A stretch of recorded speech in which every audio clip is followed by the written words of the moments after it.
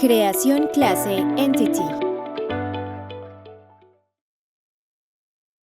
A continuación, vamos a configurar el proyecto para incluir el archivo de configuración de Hibernate y definir todas las clases de entidad que necesitamos para manipular la base de datos MySQL. Voy a reutilizar un archivo de configuración que ya tengo definido anteriormente para utilizar en el proyecto.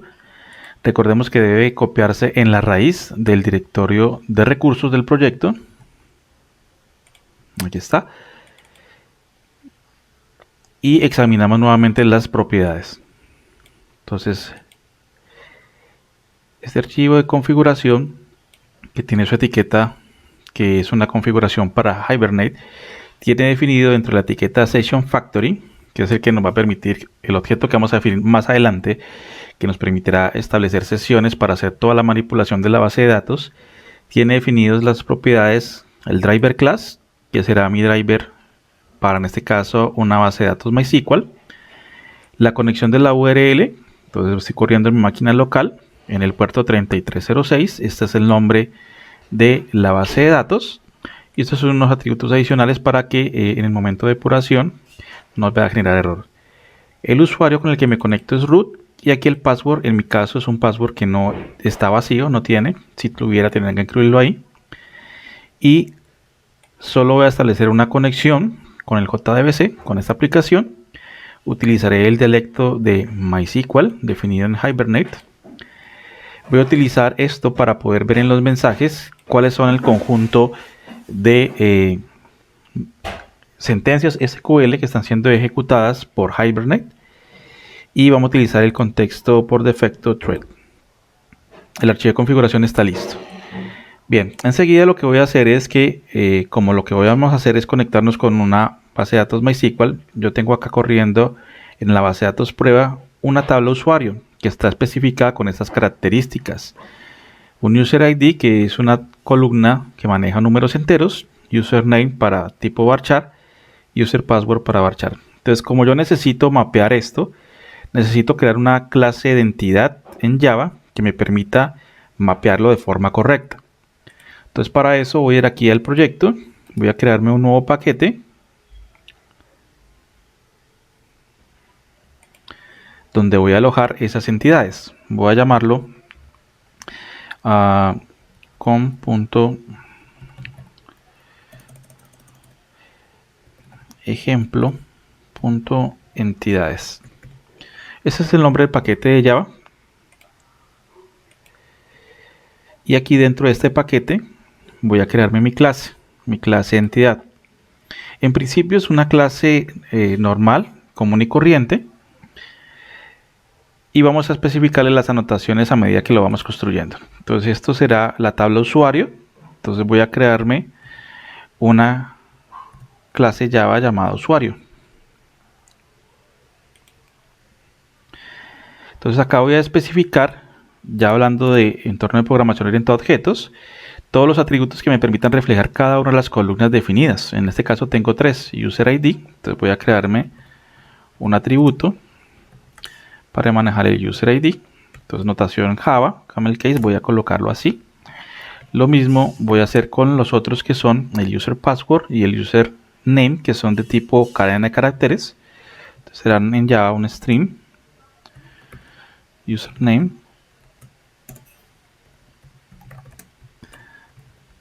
y user password.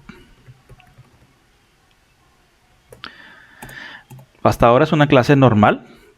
Entonces, adicional a eso, pues para poder trabajar yo necesito definir un constructor por defecto vacío. Entonces voy a crearme el constructor de la clase usuario sin parámetros, vacío. Listo.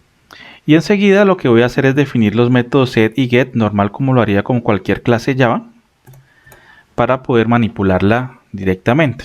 Entonces voy a generar, en primer lugar voy a generar el constructor parametrizado. Voy a quitar el user ID, ya que este campo en la base de datos es un autoincremental, entonces yo no necesitaría este parámetro para poder hacer una inserción. Entonces en el constructor voy a seguir esa lógica. Y además de eso voy a generar los métodos set y get. Voy a darle aquí generar métodos set y get para todos los atributos definidos. Entonces están todos los métodos set y get, y además de eso, para los procesos de impresión voy a imprimir con el método toString. Voy a decirle que genere el método toString incluyendo todos los parámetros. Hasta ahí tengo una clase normal de Java. Entonces ahorita voy a hacer las anotaciones correspondientes para que cuando Hibernate utilice esta Java la utilice como una clase de entidad.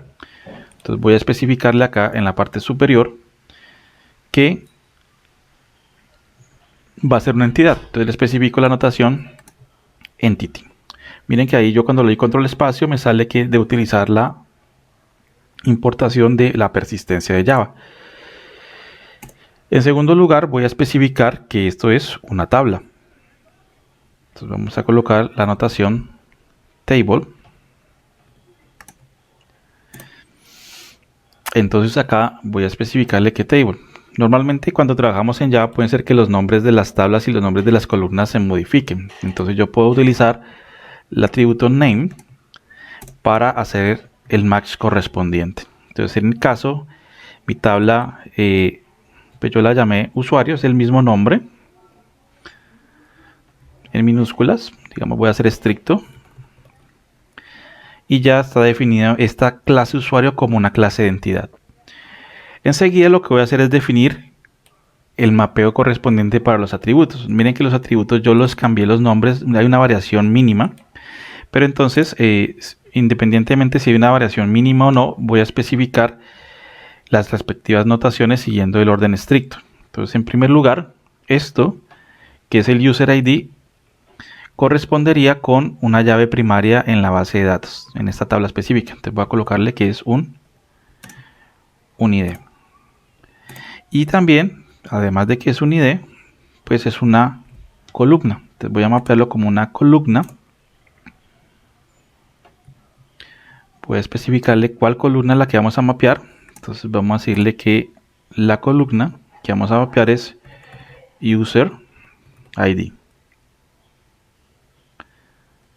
Siguiendo la misma lógica voy a mapear entonces las otras columnas. Voy a copiar y pegar. Aquí voy a cambiarle. Este no es el user ID sino es el username. Y esta de acá abajo es el user password. Los nombres que estoy desplegando acá son los con los que voy a mapear este atributo con la tabla de la base de datos. Entonces user ID, username, user password son los que yo voy a colocar aquí en la propiedad name, indicándole que este atributo que voy a definir va a ser mapeado con esta columna específica.